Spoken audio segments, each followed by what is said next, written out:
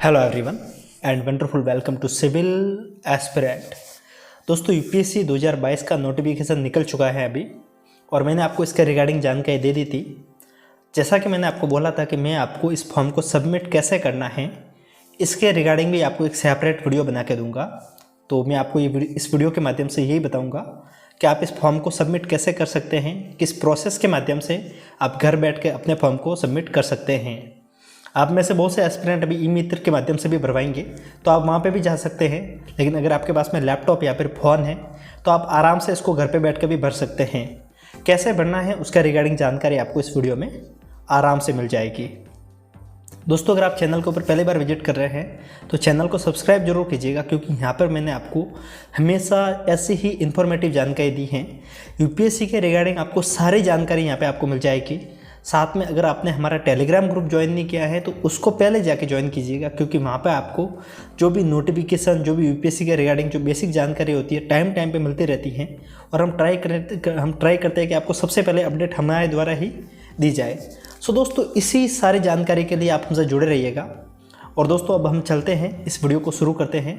सबसे पहले मैं आपको बता दूं कि इसके लिए आपको जो यूज़ करना है वो है गूगल क्रोम के अंदर हम सारा काम करेंगे। अगर आपके पास में लैपटॉप है तो आप डायरेक्ट कर सकते हैं। अगर आपके पास में मोबाइल है तो मोबाइल के अंदर क्रोम खोलिए। क्रोम के अंदर आपको 3 डॉट ऊपर दिख रहे होंगे, इसके ऊपर क्लिक करके आप डेस्कटॉप मोड को ऑन कर लीजिएगा, ताकि आपका सारा काम मोबाइल पर भी हो जाएगा। लेकिन अगर आपके पास में लैपटॉप है तो आप मोबाइल को अवॉइड ही कीजिएगा, क्योंकि जो काम लैपटॉप पे हो सकता है वो मोबाइल पे थोड़ा मुश्किल से होता है। बाकी ये सारा काम मोबाइल पे आप आराम से कर सकते हैं, कोई ऐसा इश्यू होगा नहीं, बस आपको डेस्कटॉप मोड ऑन करना पड़ेगा। सो दोस्तों मैं अभी यूपीएससी के साइट के ऊपर हूँ। जैसे हम क्लिक करेंगे तो हम डायरेक्ट इस साइट के ऊपर शिफ्ट हो जाएंगे।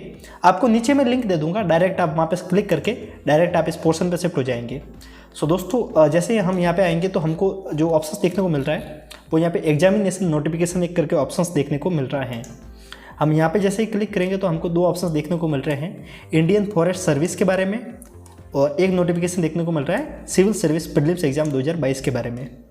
सो हम सिविल सर्विस के लिए फॉर्म भरेंगे, इसके कारण हम इसके ऊपर ही क्लिक करेंगे। इसकी जो आज जो डेट है वो है 2 फरवरी, जो इसकी जो लास्ट डेट है वो है 22 फरवरी।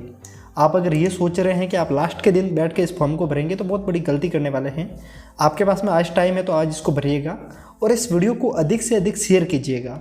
मैं आपसे इतनी उम्मीद करूंगा कि आप अभी लाइक करेंगे, कमेंट करेंगे और सब्सक्राइब भी मुझे करेंगे, ताकि मुझे नेक्स्ट वीडियो बनाने के लिए थोड़ा सा प्रोत्साहन मिलेगा।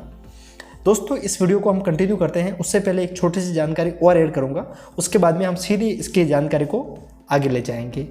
दोस्तों मैं आपको फ्री यूपीएससी क्लासेस के बारे में जानकारी देना चाहूँगा। आप अगर प्रीलिम्स 2022 को टारगेट कर रहे हैं तो मैं आपको एक इन्फॉर्मेटिव और एक रिनाउंड फैकल्टी से पढ़ने का मौका दिखा रहा हूँ, जिसके माध्यम से आप आपकी तैयारी को बिल्कुल फ्री ऑफ कॉस्ट कर सकते हैं। दोस्तों मैं आपको नीचे डिस्क्रिप्शन में प्रेप लैडर एप्लीकेशन की लिंक दूंगा। इस एप्लीकेशन को इंस्टॉल करके आप यहाँ पर इकोनॉमी की सभी क्लासेज बिल्कुल फ्री ऑफ कॉस्ट देख सकते हैं, वो भी विवेक सिंह सर के द्वारा।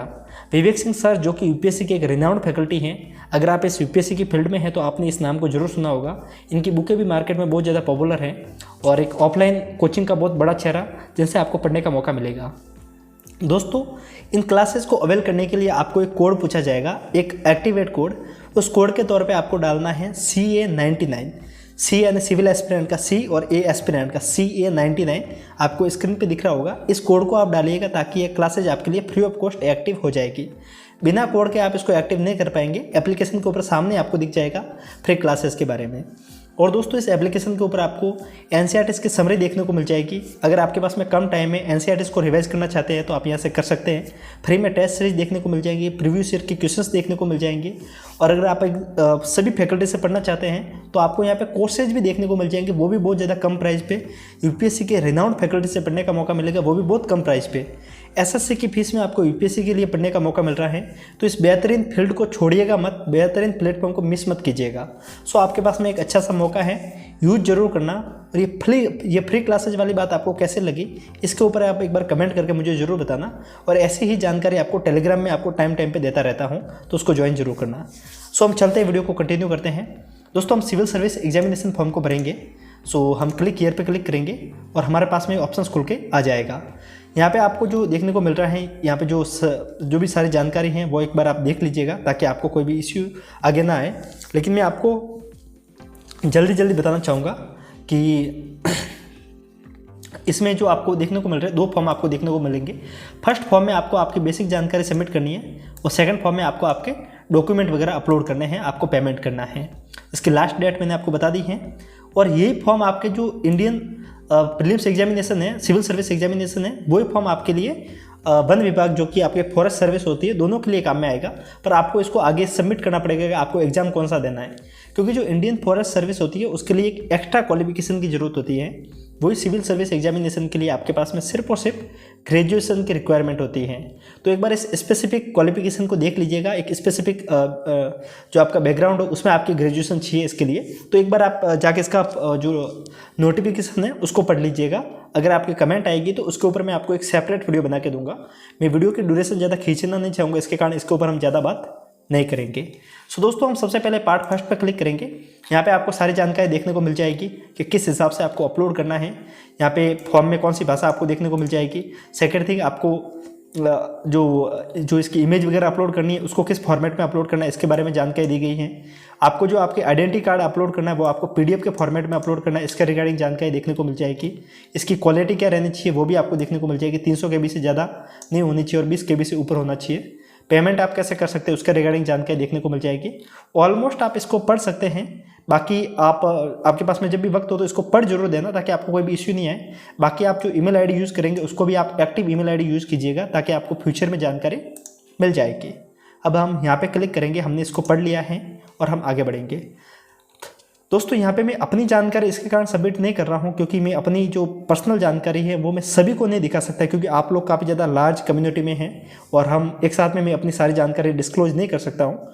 सबसे पहले मैं आपको समझाऊंगा, फिर मैं अपनी जानकारी जो फिल करूँगा वो मैं आपको नहीं दिखाऊंगा और हम सीधे नेक्स्ट पेज पे शिफ्ट हो जाएंगे। सो दोस्तों, मैं आपको बता दूं, सबसे पहले आपको आपका नाम शिफ्ट करना है। यहाँ पे आपको आपका नाम डालना है, उसके बाद में आपको आपका जेंडर, उसके बाद में आपको आपके जन्म डेट। यहाँ तक मुझे नहीं लगता आपको समझाने की कुछ ज़रूरत है। फिर आपको आपके पिताजी का नाम डालना है। दोस्तों, पिताजी का नाम डालते वक्त एक बात ध्यान रखिएगा कि आप किसी भी प्रीफिक्स का यूज़ नहीं करेंगे। प्रीफिक्स के अंदर आप जैसे कि लाइक श्री, डॉक्टर, कुछ भी ऐसा यूज़ नहीं करेंगे, ठीक है। देन आफ्टर आप मदर का नाम डालेंगे, माताजी का आप नाम डालेंगे, आपकी नेशनलिटी डालेंगे, आप जो कि भारतीय हैं। अगर आप अदर जैसे कि नेपाल वगैरह से बिलोंग करते हैं तो आप वो भी डाल सकते हैं, क्योंकि इसके अंदर आप इंडियन और आउट ऑफ इंडियन भी कुछ लोग इसके अंदर सर्विस के अंदर भाग ले सकते हैं, तो दोनों पोर्शन रहता है इसके अंदर।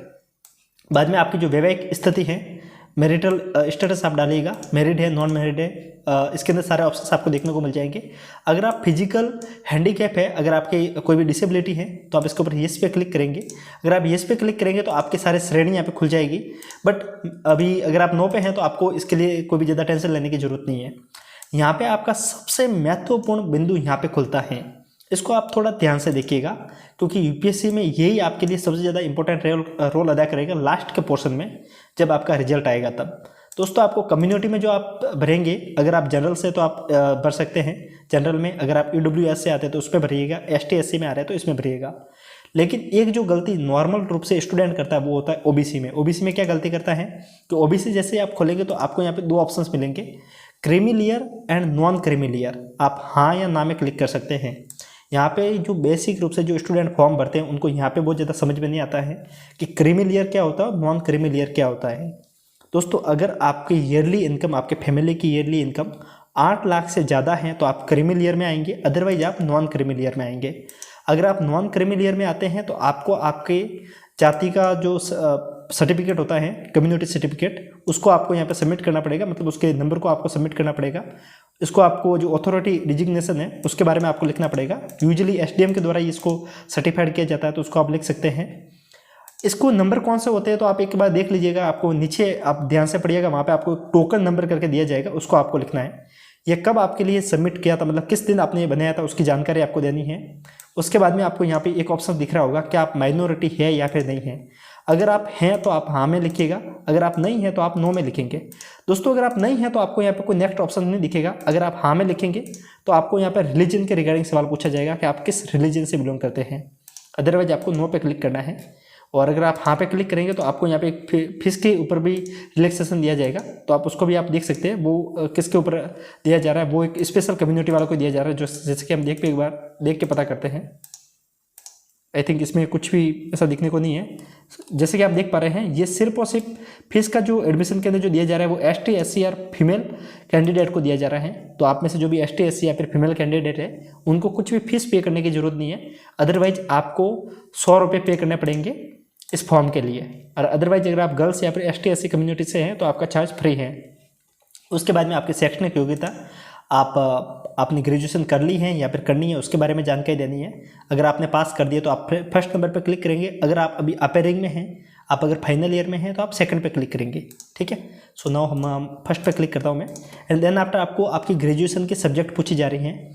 यहाँ पर आपको BA BSc कुछ भी नहीं पूछा जा रहा है। यहाँ पे आपको डायरेक्ट जो आपके मेन सब्जेक्ट है उसको लिखना है। लाइक आपने BSc कर रखी है तो आपने फिजिक्स के साथ में की थी, मैथमेटिक्स के साथ में की थी, वो आपको नॉर्मल यूजली ज्ञान होगा। इसके ऊपर मुझे नहीं लगता आपको समझाने की जरूरत है। मैंने BSc मैथमेटिक्स कर रखी है तो मैं यहाँ पे मैथमेटिक्स विथ लिखूंगा। और फिर यहाँ पे आपको प्रेफरेंस पूछी जा रही है कि आप किस एग्जाम को दे सकते हैं।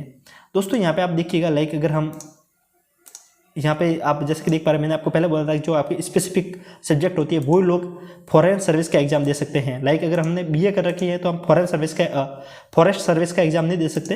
और अगर हमने BSc कर रखी है तो हम दे सकते हैं, जैसे कि आपको देखने को मिल रहा होगा यहाँ पे दोनों ऑप्शंस खुल जाते हैं। लेकिन हमारा काम सिर्फ और सिर्फ सिविल सर्विस को लेकर है। अगर आप चाहें तो आप दोनों के लिए भर सकते हैं, क्योंकि आप इन दोनों का प्रीलिम्स होता है वो एक ही होता है, बाद में इनके मेंस अलग हो जाते हैं। सिविल सर्विस पे क्लिक करेंगे, आपको यह पूछा जा रहा है कि आप बाद में इसको चेंज नहीं करेंगे तो इट्स ओके, हमको नहीं करना है। आपको आपका एड्रेस फिल करना है फर्स्ट सेकंड लाइन में। देन आफ्टर आपको आपका राज्य, बाद में आपको डिस्ट्रिक्ट, बाद में आपको आपका पिन कोड और फिर आपको आपके फ़ोन नंबर लिखने हैं। आज के टाइम में फ़ोन नंबर को यूज़ नहीं करता, बट मोबाइल नंबर आप जरूर यूज़ कीजिएगा जो आपके अभी करंट में चल रहे हैं, जहाँ पे आपको OTP मिल जाएगी। ईमेल ID वो यूज़ कीजिएगा जहाँ से आपको मेल मिल सके।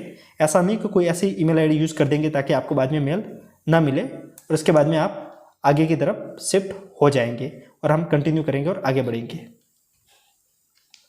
सो दोस्तों, हम जैसे ही उस पहले वाले पोर्शन को ख़त्म करते हैं तो मैंने उसको सबमिट करने के लिए सारे विवरण को भर दिया था जैसे मैंने आपको बताया था, और मैं आगे की तरफ कंटिन्यू हो गया था। सो दोस्तों, हम जैसे आगे बढ़ेंगे तो हमको एक ऑप्शन पूछा जा रहा है, क्लेमिंग एज रिलैक्सेशन, आयु में छूट का दावा।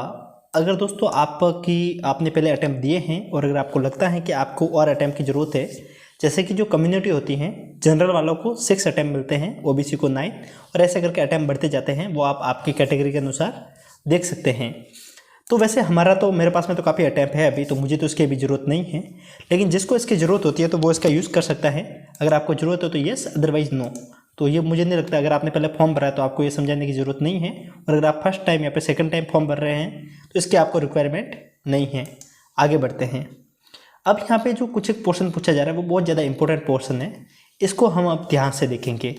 दोस्तों, आप जैसा कि देख पा रहे हैं, do you want to submit another application form, क्या आप पंजीकरण करना चाहते हैं?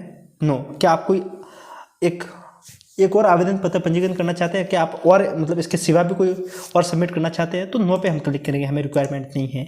इसके बाद में फोटो आइडेंटिटी कार्ड, आपका कोई फोटो आइडेंटिटी कार्ड के रूप में आप किसको सबमिट करेंगे? Aadhaar card, driving licence, PAN card, passport, किसी को भी आप सबमिट कर सकते हैं। आधार कार्ड यूजली सबके पास में होता है तो आप कर सकते हैं। इसके बाद में आप जैसे कि इसकी जो आपके नंबर होते हैं आधार कार्ड के वो आपको डालने हैं, उसको आपको कंफर्म करना है। उसके बाद में आपको ग्रेजुएशन के आपके परसेंटेज यहाँ पे लिखने हैं कि आपके कितने परसेंटेज थे, उसको आपको यहाँ पे सबमिट करना है। सो आप ग्रेजुएशन के परसेंटेज देख सकते हैं। अगर आप अपेयरिंग में हैं तो यहाँ पे आपको जो पूछे जाएंगे वो अपेयरिंग के परसेंटेज पूछे जाएंगे। लाइक आपके सेकेंड ईयर पे फाइनल के उसके फर्स्ट ईयर के पूछे जा सकते हैं। अदरवाइज आपको 12th के मार्क्स यहाँ पे पूछे जा सकते हैं। मैंने अभी तक इस फॉर्म को भरा नहीं है अपेयरिंग वाला का, तो इसके कारण मुझे इसका नॉलेज नहीं है, बट आप उसके अनुसार देख सकते हैं। अब हम जिस ऑप्शंस पे आए हैं वो अभी तक का सबसे इम्पोर्टेंट पोर्शन यही है, और सबसे ज़्यादा डाउटेबल जो क्वेश्चंस रहता है वो यही रहता है कि क्या आपने इससे पहले कोई भी एग्ज़ाम दिया है। अगर क्या ये आपका सेकंड अटैम्प्ट है, फर्स्ट अटैम्प्ट है या कौन सा अटैम्प्ट है, तो वो आपको यहाँ पे सबमिट करना है। अब डाउट कहाँ पे रहता है? डाउट ये रहता है कि जिस स्टूडेंट ने पिछली बार फॉर्म तो सबमिट किया था लेकिन एग्ज़ाम नहीं दिया था, तो क्या उसका एक अटैम्प्ट हो चुका है या फिर नहीं हो चुका है। तो मैं आपको बता दूं, अगर आपने कभी भी फॉर्म भरा है और अगर आपने एग्ज़ाम नहीं दिया है, अगर आप एग्जामिनेशन हॉल में अगर आपकी अटेंडेंस नहीं लगी है, तो आपका ये एग्ज़ाम नहीं कहा जाएगा, आपका अटैम्प्ट काउंट नहीं होगा। अगर आपने पिछली बार फॉर्म भरा था, एग्ज़ाम नहीं दिया है, तो आप यहाँ पे डायरेक्टली 0 लिख सकते हैं, कोई इश्यू नहीं है। अगर आपने कोई अटैम्प्ट दिया है तो 1 2 जितने भी आपने अटैम्प्ट दिए तो उसको आप लिख सकते हैं। यदि आपका पहले प्रयास नहीं दिया, पहले कोई भी प्रयास नहीं किया है तो आप 0 दर्ज करें, मतलब आपका कोई भी अटैम्प्ट नहीं दिया तो उसको आप लिख सकते हैं। उसके बाद में centre for CSM examination, civil service mains examination के लिए आपका क्या सेंटर रहना है, तो आप मेंस के लिए आप यहाँ पे सेंटर लिख सकते हैं। और जैसा कि आसपास में जो भी हमारा सेंटर है उसको हम लिखेंगे, तो मेरे आसपास में जयपुर है तो मैं उसको लिखूंगा। उसके बाद में एक जो सवाल जो काफ़ी ज़्यादा स्टूडेंट का डाउटेबल रहता है, language medium for examination for paper 1 to paper 5।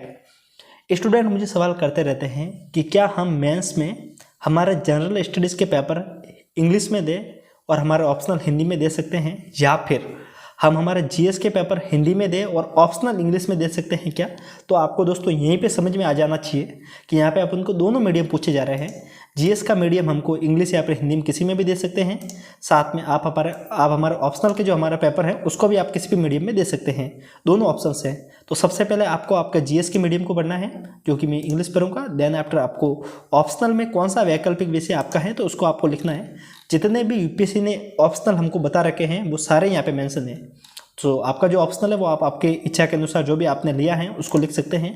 Then after आपको यहाँ पे language medium for optional paper, आपको आपके ऑप्शनल के कौन से लैंग्वेज रखनी है, मैंने हिंदी लिटरेचर रखा है तो यहाँ पे लैंग्वेज हिंदी रहेगी, साधारण सी बात है। इसके बाद में क्या आप 7 सिस्टर जो स्टेट है वहाँ से आप बिलोंग करते हैं, अरुणाचल प्रदेश, मणिपुर, मेघालय, मिजोरम, नागालैंड या फिर सिक्किम, तो आप यहाँ पे सबमिट कर सकते हैं येस और नो। बाकी लगभग आपका सारा पोर्शन यहाँ पे हो चुका है। सो मैं यहाँ पे नो पे क्लिक करूँगा। जैसे हम नो पे क्लिक करेंगे तो आपको यहाँ पे जो आपकी जो 2 पेपर होते हैं बाद में आपके लैंग्वेज के होते हैं, एक तो आपका मैंडेटरी इंग्लिश का होता है, सेकंड पेपर आपका रीजनल लैंग्वेज का होता है। तो जो नॉर्थ इंडिया से वो नॉर्मली हिंदी से पढ़ते हैं, अदरवाइज जो किसी और पेपर से होते हैं वो। तो क्या आप पेपर A हेतु भारतीय भाषा प्रश्न देने में छूट का दावा करते हैं, तो हम नो पे क्लिक करेंगे। किसी भी हम छूट का दावा नहीं करते हैं। इसके बाद में हम पेपर A हेतु भाषा का चयन करेंगे, तो हम यहाँ पे जो भी हमारी भाषा है जैसे कि इंग्लिश, हिंदी जो भी भाषा है उसको हम लिखेंगे। तो जैसे कि पेपर 2 है वो तो हमारा इंग्लिश में होगा, पेपर 1 आप आपके रीजनल लैंग्वेज ले सकते हैं या फिर हिंदी ले सकते हैं, जो भी आपके हैं। उसके बाद में आपको मूल निवास सर्टिफिकेट के निवास के बारे में जानकारी लिखनी है, और इसके बारे में जो भी जानकारी है उसको आपको लिखना है अगर आपने इसको जो भरा है। तो अगर आपने नहीं भरा है तो आपको सिर्फ और सिर्फ अपनी भाषा का चुनाव करना है, जो मैंने आपको साधारण सी बात बता दी है। मैंने गलती से येस पे क्लिक कर दिया था तभी ये सारे ऑप्शंस खुले थे, लेकिन आपको यूजुअली नो पे होगा जो भी इस स्टेट से बिलोंग नहीं करता है तो। और आप इसके अनुसार अपनी जानकारी को भर सकते हैं और अपने फॉर्म को सबमिट कर सकते हैं। आप आगे बढ़ेंगे और अब आगे की जानकारी को देखते हैं। सो दोस्तों मैं इन सारी जानकारी को भरने के बाद में मैं आपको सीधा नेक्स्ट पेज पे मिलूंगा। इस सब को जानकारी भरने के बाद नेक्स्ट पेज पे मिलते हैं। सो दोस्तों हमने फर्स्ट फॉर्म को सबमिट कर दिया है, अब हम सेकंड फॉर्म की तरफ शिफ्ट हो चुके हैं। जब हमने शुरुआत में देखा था 2 पोर्शन हमसे पूछे गए थे, पहला पंजीकरण संख्या फर्स्ट, पंजीकरण संख्या सेकंड। पंजीकरण संख्या फर्स्ट में हमको हमारी बेसिक जानकारी भरनी थी, पंजीकरण संख्या सेकंड में हमको हमारे डॉक्यूमेंट को वगैरह वेरीफाई करना है, वहाँ पे अपलोड करना है, हमें पेमेंट करना है, ये सारी जानकारी सेकंड में होगी। सो दोस्तों यहाँ पर आपको पहले पंजीकरण संख्या पूछी गई है जो आपने अभी भरा था उसके रिगार्डिंग जानकारी। अगर आपने उसका स्क्रीनशॉट नहीं लिया है तो भी घबराने की जरूरत नहीं है, क्योंकि आपने जो ईमेल डाली थी उस ईमेल के ऊपर आपको इसके नंबर मिल चुके होंगे, तो आप वहाँ से जाके इसको कॉपी कर लीजिएगा, अपने जन्म डेट को डालिएगा, डेट ऑफ बर्थ को, एंड देन आफ्टर हम सबमिट करेंगे तो हमारा सबमिट हो जाएगा। हम आगे बढ़ेंगे और ये आगे हो रहा है। इसके बाद में हमको पेमेंट के बारे में पूछा जा रहा है, हम पेमेंट कैसे करेंगे। सो मैं यहाँ पे स्टेट बैंक की जो ये इसके ऊपर जाऊँगा, जो नेट बैंकिंग है नेट बैंकिंग के माध्यम से करूँगा। और दोस्तों यहाँ का जो चार्ज है वो भी मैं आपको बता दूँ, 100 रुपये इसका चार्ज है।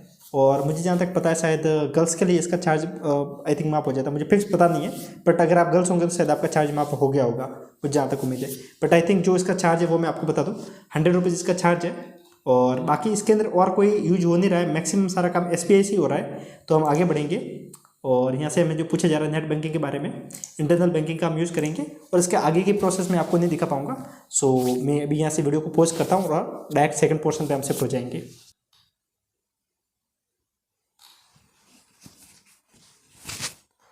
सो दोस्तों हमने हमारा पेमेंट कर दिया है। पेमेंट होने के बाद में आपको ये ऑप्शंस मिल जाएगा, कंप्लीटली सक्सेसफुल अगर आपको देखने को मिले तभी आप मानिएगा आपका पेमेंट हुआ है। अभी मैंने 2 बार पेमेंट किया था, मेरा वो हुआ नहीं है। अभी मैं वापस चेक करूंगा कि क्या पेमेंट डिडक्ट हुआ है या फिर नहीं हुआ है, एक बार कंफर्म करेंगे।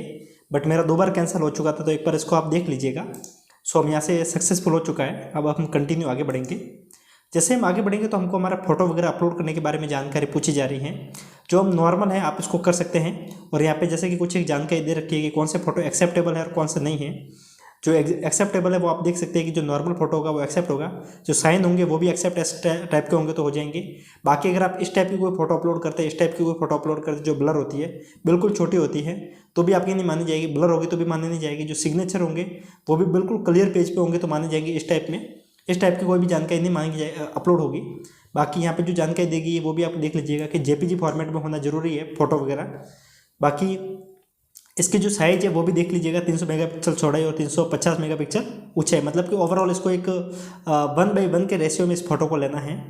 बाद में इसकी जो साइज़ है वो भी आपको देखने को मिल जाएगी कि इसकी जो मैक्सिमम साइज़ कितनी होनी चाहिए, 300 KB मैक्सिमम, मिनिमम 20 KB। और बाकी जो इसके बारे में जानकारी मैंने आपको पहले ही बता दी कि जो आप फोटो जो पहचान पत्र अपलोड करेंगे वो PDF के फॉर्मेट में अपलोड करेंगे, ना कि फ़ोटो के फॉर्मेट में। सो ये सारी जानकारी दी गई है। मैं एक एक करके इसको अपलोड करता हूँ और उसके बाद में हम आगे बढ़ते हैं। सो दोस्तों, हमने हमारा ऑलमोस्ट लगभग काम कर दिया है। हमने हमारे डॉक्यूमेंट वगैरह सबको अपलोड कर दिया है और हम आगे बढ़ के इसको अब लगभग प्रोसेस को ख़त्म करेंगे। हमारा सारा काम लगभग हो चुका है। अभी जो हमारा लास्ट का जो ऑप्शन रहा है उसी के ऊपर हम शिफ्ट हो चुके हैं। यहाँ हमसे वापस से एक बार एग्जामिनेशन सेंटर पूछा जा रहा है, जो कि मेरा जयपुर है। मैं जयपुर को वापस सबमिट करूँगा। मेरे आइडेंटिफिकेशन नंबर हमसे मुझे वापस से पूछे जा रहा है, जो कि मेरे आधार कार्ड में थे वो। मैं यहाँ पे आधार कार्ड नंबर डालूंगा और मेरा काम लगभग हो चुका है अभी। सो अभी ज़्यादा टाइम नहीं लगेगा। और मुझे जहाँ तक पता है आप इस प्रोसेस में अगर मेरे साथ में शामिल थे तो आपको ये डेफिनेटली समझ में आई होगी।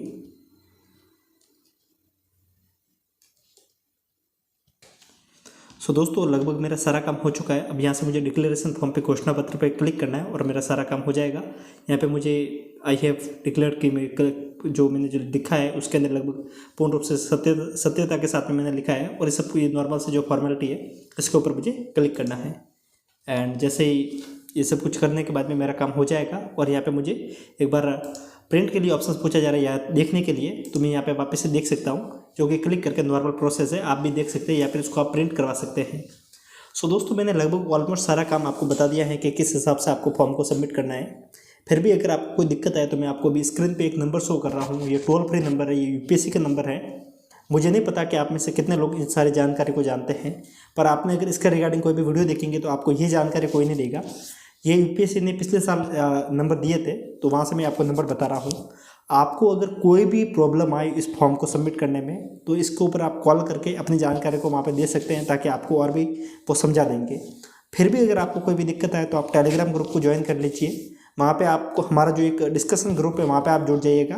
वहाँ पे आपको और भी एस्पिरेंट हेल्प कर देंगे अगर आपको कोई इश्यू आएगा तो। और अदरवाइज आप कमेंट कीजिएगा अगर आपको कोई बड़ा इश्यू आ रहा है, अगर आपको जो आपकी इमेज है उसकी साइज सेट करने में कोई इश्यू आ रहा है तो मुझे बताइएगा, मैं आपको एक अलग से वीडियो बना के दे दूँगा। ये वीडियो आपको कैसा लगा एक बार कमेंट जरूर करना।